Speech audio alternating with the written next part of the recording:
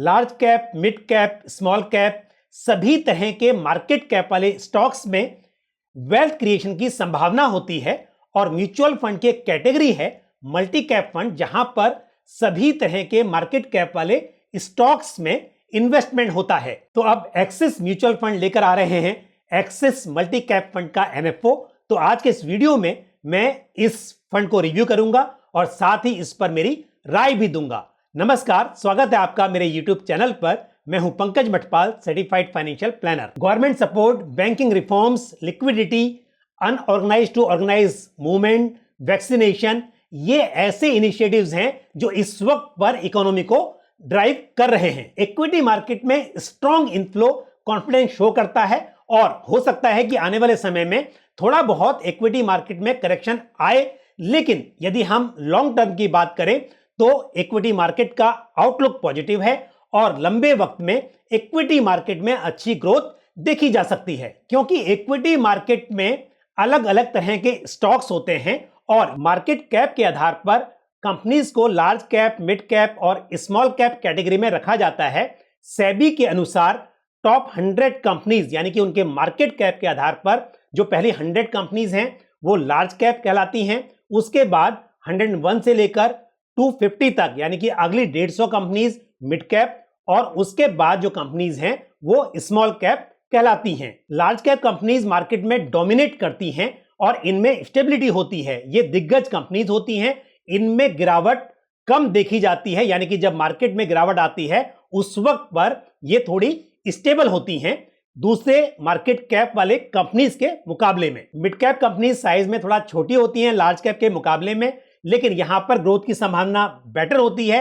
लेकिन यदि हम उतार चढ़ाव की बात करें तो लार्ज कैप के मुकाबले में यहां पर यह रिस्क थोड़ा सा अधिक होता है। 251 से लेकर जो आगे की कंपनीज हैं वो स्मॉल कैप कहलाती हैं। ये बेसिकली नए बिजनेसेस होते हैं, काफी अग्रेसिव इनका बिजनेस मॉडल होता है और यहां पर ग्रोथ की संभावना सबसे अधिक रहती है, लेकिन साथ ही उतार चढ़ाव का खतरा भी यहां पर ज्यादा होता है। और जब भी मार्केट में गिरावट होती है उस वक्त सबसे ज्यादा नुकसान इस तरह के शेयरों में होता है। सभी तरह के मार्केट कैप वाले शेयरों में ग्रोथ की अपॉर्चुनिटी होती है, वेल्थ क्रिएशन की संभावना होती है और अलग अलग समय पर अलग अलग तरह के शेयर्स ब्रॉडर मार्केट के कंपैरिजन में या एक दूसरे के मुकाबले में बेहतर प्रदर्शन करते हैं। जहां एक और लार्ज कैप शेयर्स पोर्टफोलियो को स्टेबिलिटी प्रोवाइड करते हैं, वहीं मिड कैप और स्मॉल कैप में बेहतर ग्रोथ की संभावना रहती है। पिछले कुछ सालों में इक्विटी मार्केट में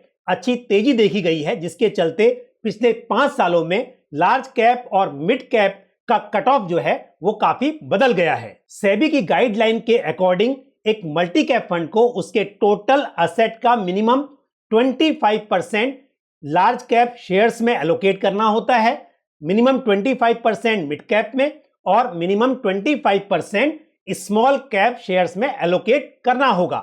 बाकी जो 25% है उसे फंड मैनेजर अपने विजडम के अनुसार और परिस्थितियों के अनुसार किसी भी तरह के मार्केट कैप वाले स्टॉक्स में एलोकेट कर सकते हैं। अब एक्सिस म्यूचुअल फंड 26 नवंबर 2021 से एक्सिस मल्टी कैप फंड का एनएफओ लॉन्च कर रहा है, जो कि 10 दिसंबर 2021 तक ओपन रहेगा। ये एक ओपन एंडेड इक्विटी स्कीम है, यानी कि एनएफओ बंद होने के बाद एक बार फिर से ये सेल और परचेज के लिए ओपन हो जाएगा। एक्सिस म्यूचुअल फंड का कहना है कि वो इस स्कीम के पोर्टफोलियो कंस्ट्रक्शन में बॉटम अप अप्रोच को फॉलो करेंगे, यानी कि इंडिविजुअल स्टॉक्स के फंडामेंटल्स पर ध्यान दिया जाएगा और फंडामेंटली स्ट्रॉन्ग कंपनीज ही पोर्टफोलियो में जगह बनाएंगी। अक्सर देखा गया है कि एक्सिस म्यूचुअल फंड अपनी मेजॉरिटी ऑफ द स्कीम्स के पोर्टफोलियो में लो बीटा स्टॉक्स को शामिल करता है, यानी कि यदि आप देखें तो एक्सिस म्यूचुअल फंड्स की अधिकतर स्कीम्स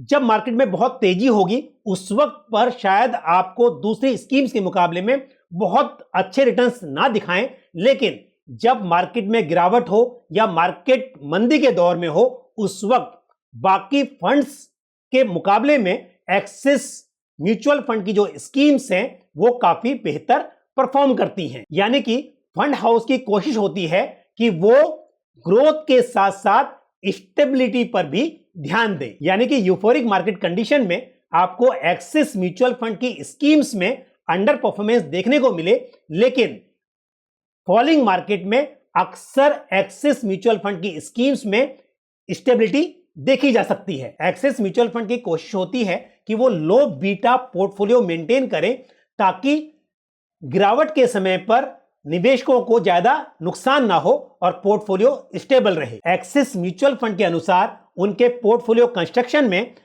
क्वांटिटेटिव फैक्टर्स जैसे कि strong returns matrix, stable cash flow, high profitability, low debt to equity and earning consistency पर फोकस रखा जाएगा। साथ ही क्वालिटेटिव फैक्टर्स जैसे कि strong management pedigree, strong internal controls और sustainable long term business models, इन बातों पर ध्यान दिया जाएगा। एक्सिस मल्टी कैप फंड में मिनिमम एप्लीकेशन अमाउंट 5,000 रुपीज और उसके बाद 1 रुपए के मल्टीपल्स में किया जा सकता है। स्कीम का benchmark Nifty 500 multi cap 50:25:25 index है और स्कीम में कोई एंट्री लोड नहीं है, लेकिन यदि आप 12 मंथ से पहले यहां से एग्जिट करते हैं तो 10% से अधिक की यूनिट्स को आप जो रिडीम करेंगे उस पर 1% का एग्जिट लोड एप्लीकेबल होगा। वैसे तो मल्टी कैप कैटेगरीज में आपके पास बहुत सारी चॉइसेस हैं। आप एग्जिस्टिंग फंड्स में उनकी पास्ट परफॉर्मेंस को देखते हुए